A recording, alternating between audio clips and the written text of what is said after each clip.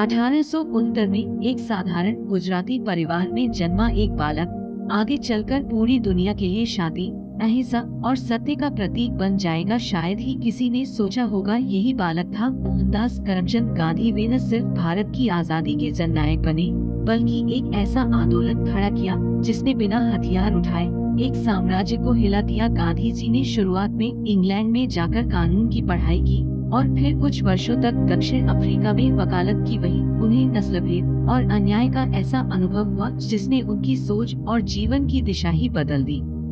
दक्षिण अफ्रीका में उन्होंने पहली बार सत्याग्रह का प्रयोग किया, अन्याय के खिलाफ बिना हिंसा के लड़ने का तरीका। उन्होंने देखा कि एक इंसान के भीतर आत्मबल हो तो वह किसी भी सत्ता के खिलाफ खड़ा हो सकता है।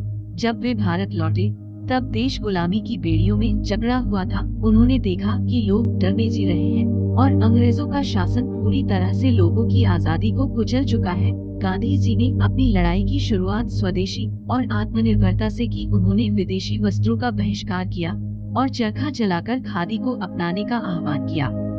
उनका मानना था कि अगर हर भारतीय खुद अपना वस्त्र बनाए तो ब्रिटिश कपड़ा उद्योग कमजोर हो जाएगा। धीरे धीरे उन्होंने छोटे आंदोलनों से शुरुआत की जो बाद में विशाल जन आंदोलनों में बदल गए। 1919 का जलियांवाला बाग नरसंहार, जिसने देश को झकझोर दिया, गांधी जी के लिए एक टर्निंग पॉइंट साबित हुआ। उन्होंने असहयोग आंदोलन शुरू किया जिसमें लाखों भारतीयों ने स्कूल, कॉलेज, सरकारी नौकरी और विदेशी वस्त्र छोड़ दिए। वे कहते थे सच्चाई और अहिंसा हमारी सबसे बड़ी ताकत है।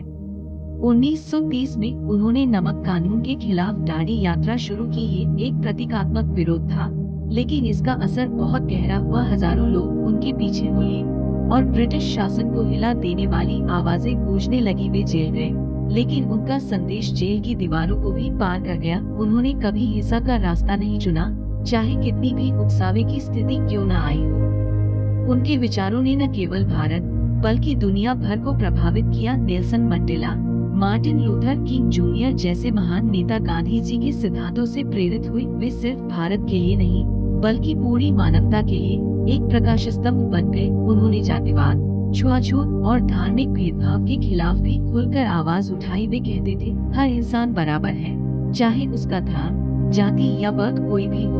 उनके लिए भारत की आजादी का मतलब केवल राजनीतिक आजादी नहीं था, बल्कि सामाजिक और नैतिक जागरण भी था।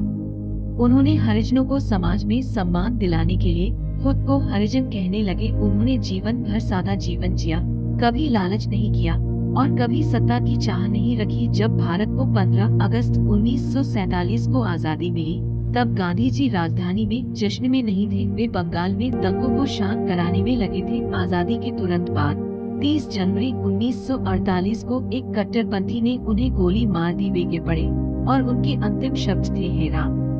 उनकी मृत्यु ने पूरे देश को हिला दिया, लेकिन उनके विचार आज भी जीवित हैं। उनका जीवन एक संदेश है कि हिंसा का जवाब हिंसा नहीं हो सकता और सच्चाई को कभी दबाया नहीं जा सकता। उनका ये विश्वास कि एक अकेला व्यक्ति भी बदलाव ला सकता है, आज भी करोड़ों लोगों के लिए प्रेरणा है।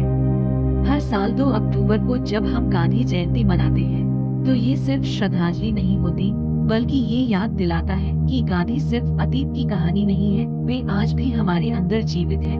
उनके आदर्श हमें सिखाते हैं कि सत्य, अहिंसा और करुणा से ही समाज को बदला जा सकता है।